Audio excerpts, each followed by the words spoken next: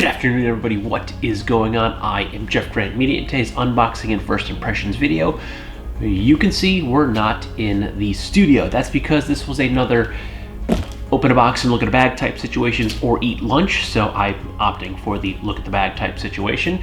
And today we are looking at a package from Matador, but as you can tell from this box, I purchased this myself with my own money from Moose Jaw. It was just on sale at Moose Jaw. I got it for a couple dollars off. Normally the bag is about $150 USD. I got it for I think $135 USD, so I saved a couple of bucks. But to get the disclaimer out of the way, I am in no way affiliated with Matador. They are not paying me or endorsing me to say anything positive or negative about what is inside this box. I again purchased this with my own money and I got it from Moose Jaw. So at that, we're going to open this box from Moose Jaw up and see what we got inside. Got our handy dandy Swiss Army knife here that we're going to be very, very careful with.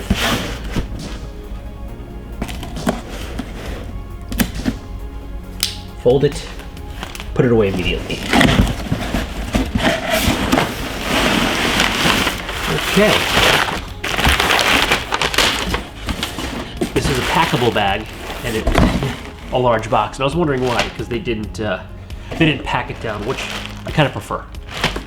Okay, here we have the Beast 28 pack, and we have, I guess this is our packable sack here. So it's not packable into its own pockets. We have our hip belt, which is clipped together and wrapped around. All right, so first look at this Beast 28. Someone told me that the water bottle pockets were quite small and you wouldn't be able to fit much in there, but I definitely feel like I can fit at least a 1 liter water bottle in these. No problem. They don't feel small. I'm sure once I pack the bag out, it might kind of pull them in just a little bit, but it was one of the first things I was interested in. And they open up at the bottom, so yeah, it seems like they get a little bit wider. Maybe that's just because these compression straps are all the way down at the top. But that was one of the very first things I was interested in taking a look at, was the water bottle pockets. And yeah, it's because I had the compression straps on, so the top felt a little narrower. So, I mean, this is my first product from Matador, first time I get hands on a Matador product, and just, I mean, right off the bat, just feeling it, it feels good. The Beast 28 does have an internal frame. There is essentially a big oval wire in here that's gonna probably fold down like those, I forget how to do it. I have a, the canopy for my daughter's wagon is the same thing. You fold it, you taco it, and then you tuck it down, and I haven't done it in a while. I gotta figure that out. So we have to do that. And then, let's see. We have our removable hip belt, which I'm gonna leave on for right now. I'll leave that on for the moment, but that is removable. The straps themselves, they're not very padded, but it has this like honeycomb, like air vent padding, and that's the same thing with the back. The back feels a little thicker than the, I think there's some actual padding in the back, but the back padding and the hip belt do feel a tad thicker than the shoulder straps, but the shoulder straps feel okay. Now this is a packable bag, so obviously they can't make these incredibly packed with a foam, otherwise this would not be packable at all. So let's start with the outside. Again, we took a look at our water bottle pockets, which I feel like that's plenty big. That's definitely gonna fit at least a 1 liter bottle. Like a standard Nalgene bottle would fit in there, no problem. We have our daisy chaining along both sides, which I really, really like. I love daisy chaining. It's very, very convenient, useful for so many options. And then we also have 2 hooks on the bottom here for ice axes or trekking poles, anything like that. Now let's see what else we have here. We have some lashing points. These would be where you would lash your trekking pole to the bag or your ice axe. There's one on each side for either or. There is a top compression strap on both sides.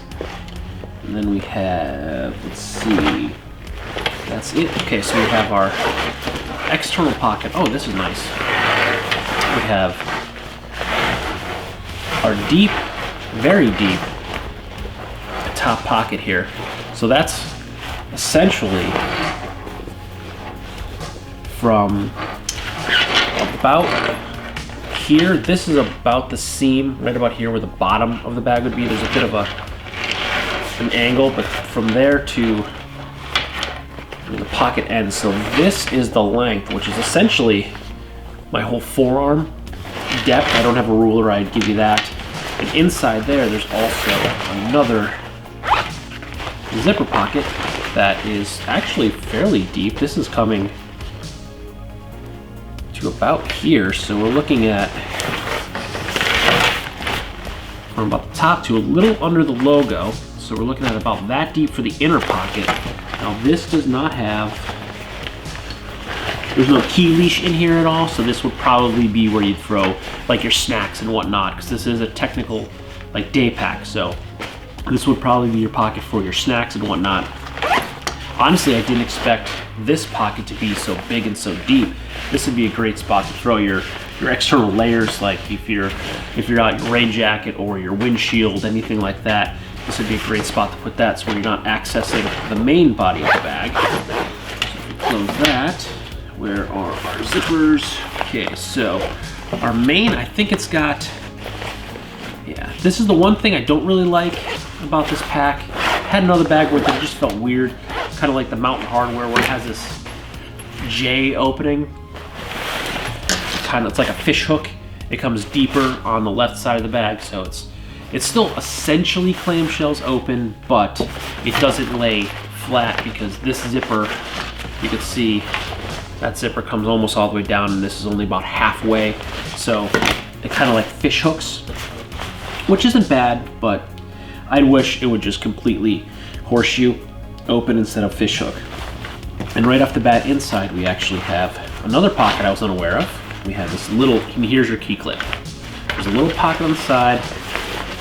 You can see it's about the depth of my hand, depth and width of my hand. So it takes up essentially this whole side panel here, and it's about the depth of my hand, and if I was able to spread my hand out. So it's actually probably about 6 inches deep, and there's where your key clip is, which is good. I'd rather have my keys and my wallet on the inside of the pack, so there's no chance of me losing them if I'm digging into the snack area, because this is just a plastic key clip, as it is in just about every single backpack. So there is an entirely easily possibility that this could break, and even though your keys are clipped to it, they can fall out. You're digging in there for a snack, you're out on the trail, and now your car keys are gone and you're stranded at the trailhead when you get done. So I like that.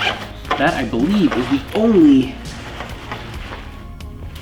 silica gel internal pocket for organization. Other than that, we have our clips for our water bladder, our hydration sleeve right there, which honestly, it tapers off. So even if you're gonna EDC this pack, which I wouldn't recommend this as an EDC, it tapers off, so you're not gonna be able to fit a laptop in here. This is not gonna be a dual purpose sleeve. There is a little elastic at the top, but as you can see, the bag itself tapers. So you'll probably see it better from the back. It tapers down, so you're not gonna be able to fit a laptop in here. You might be able to fit a small tablet if you were EDCing this bag, but that's really not what this is for. I might use this for like travel, since this is packable. Throw this in my larger bag. I have, 30 and 40 liter packs that I can use for one bag travel, or a roller bag, and I could throw this in there. And that's essentially the bag. Now, this is a technical backpack, and we're gonna do a quick spec rundown on what it's made out of right now. The Matador Beast comes in an 18 and 28 liter version. This is the 28 liter pack. It comes in at 24 ounces or 680 grams. The external materials are a 210D Robic high-tensity nylon with a UTS coating and a DWR finish. The inner materials are a 100D Robic high-tensity nylon with a UTS coating and a DWR finish. The back panel, shoulder straps, and hip belts are all EVA foam padded. It features YKK zippers and hardware, and comes in at $149 USD. And one other thing I'm noticing, because I'm not a hip belt guy, I didn't really take a look too much at the hip belt, is there are two, I think they're stretchy. Yeah, there's a stretch elastic pocket on each side of the hip belt, so there are 2 additional pockets on the hip belt. Now, why did I go with a Matador Beast over all of the unlimited options of other Technical backpacks? Well, mainly, this is, again, personal reason why I didn't even notice they had the zippers. The hip belt is removable. I was looking for a pack, wanted like a 26 to, I was going to maybe 32 liter range, and I wanted something that had a removable hip belt because I do not like hip belts. But this is going to be a hiking bag for me. I am going to use this as a hiking pack. I'm not going to EDC this bag.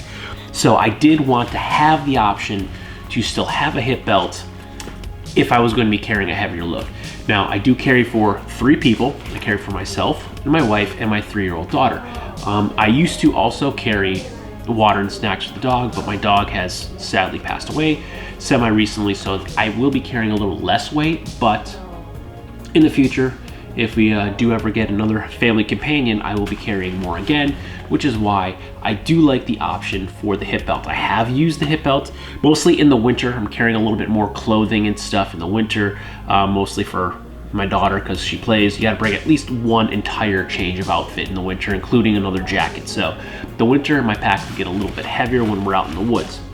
So I went with the Beast for the sole reason, not the sole reason, but one of the reasons was that this hip belt is removable.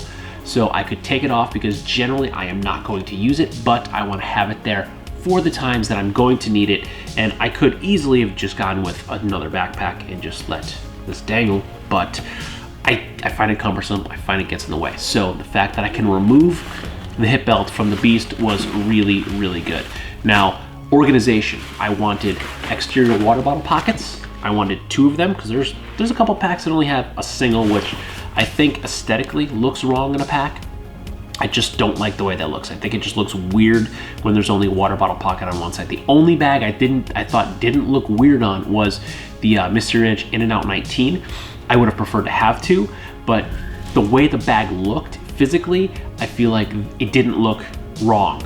There's a couple Mountain Hardwear bags I was looking at that have like a single water bottle pocket on the outside, and it just looks weird. I just thought the bag aesthetically just didn't look right. So I wasn't gonna compromise and get a single water bottle pocket. So there was another big feature with me, was that it has dual water bottle pockets on the outside. Also, I'm a big fan of the daisy chain. A lot of them, for some reason, they don't have daisy chaining unless you get into the larger, like 30+ liter bags. But this has the daisy chaining, I really like that. And it has a fair amount of organization. I wanted a couple of pockets. I didn't want just a shell. And I wasn't opposed to a top loader, but I was trying to stay away from top loaders because I like to be able to get into my pack and see it. I got a couple top loader bags. I like them. They're great, but sometimes, especially if I'm trying to dig for something for the kid, the tot, I like to be able to get into the bag. Sometimes that top loader is cumbersome getting into, so I found a clamshell or a partial clamshell was a much easier access for me. I like this entry into the bag. I like this organization. I do have my securement pocket on the inside so I can keep all of my safe things safe, like my wallet and my keys, because I don't like to hike with keys in my pocket, and when it's wet and you're sitting on the ground, I like to keep my wallet dry, so I'll throw that in there too. And I like that it has that one internal pocket where I could keep stuff safe. And then I do have my 2 external zipper pockets to really help organize my stuff. Also, I've wanted to try Matador pack for quite a while. I really, really like their bags. And this is essentially, it's not waterproof, but it's extremely water resistant. So this is gonna be great, especially for around here, because they're predicting a pretty warm winter. So that means a lot of the times we're gonna spend out in the woods this winter, it's probably gonna be damp and a little rainy as opposed to snowy. And if and when we do get the snow, this will also work well for the snow because it's pretty waterproof. Additionally, I sadly sold my In-N-Out 19. I didn't really want to, but I wasn't really using it, and I'm trying to get away from hoarding.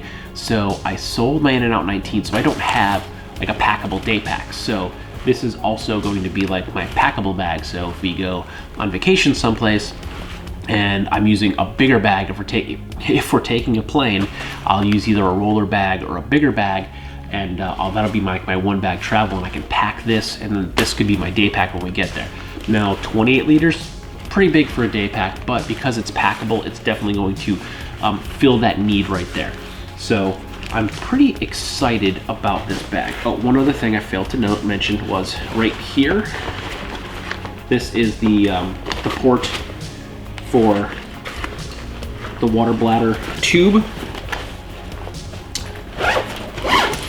So there is the port right at the top. That's where you output the hose for your water bladder, and it does have 2 pieces of banding on either side because people do have personal preference. I like the right shoulder, so I like when they give you the option of right or left. Personally, I like to put it on my right shoulder. I'm right-handed, so that's probably why, but like my wife, she's a lefty. She would probably want to put it on the left side because it's just her dominant hand. So I like when they give you the option. I've noticed recently on a lot of packs that they've only been putting it on one side. So you're stuck to putting it on one side, and sometimes the port is only on that side, so you don't even have the option to port the hose out and use your own type of keeper to keep your water bladder tube where you want it. And there's also a fair amount of adjustment for the sternum strap. It does not have a whistle on the clip for the sternum strap, but that's okay because I personally actually usually clip a whistle right to the strap of my bag, so I'm gonna put a whistle on this anyway. But overall, I'm digging this pack. I'm liking this bag. It has a fair amount of organization. It's very close to what I was looking for. The only thing I would have liked to seen on this bag, which is what I love in like a hiking pack, is I would have loved to seen a Durastretch pocket on the front of it. Ever since I had a Vagabond Jet from Gossamer Gear, I've fallen in love with that Durastretch front pocket. I had it on my In-N-Out 19. I had it put on my Arch Grisetti bag. I love that it's just so convenient, especially when you have kids. It's an amazing pocket. I love it. So that's honestly, right now, one of the features, I guess one of the 2 features I would add. I would love to have a Durastretch front pocket on this. It would be amazing, and I would want the zipper to be a complete clamshell. But it does open a lot wider than, what was it, the Mountain Hardwear Grotto, I think it was a similar J fishhook opening, but this at least comes down to about halfway down the bag. The Grotto was very high up, so it actually made it kind of hard to access the interior of the pack, which I found to be kind of a poor design. I mean, ultimately the bag was pretty good. I liked the layout of the bag, the few things I would have changed, but that I found was probably the biggest design flaw in that pack.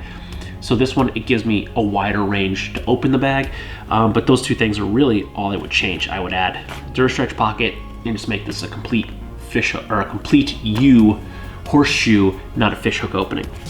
So with that, we're going to probably put this to the test and go hiking this weekend. So if you like this video or any of my other videos, don't forget to like, comment, share, and subscribe. Smash that big red button and ring that bell right next to it so you get notifications next time I post a brand new video. Good night.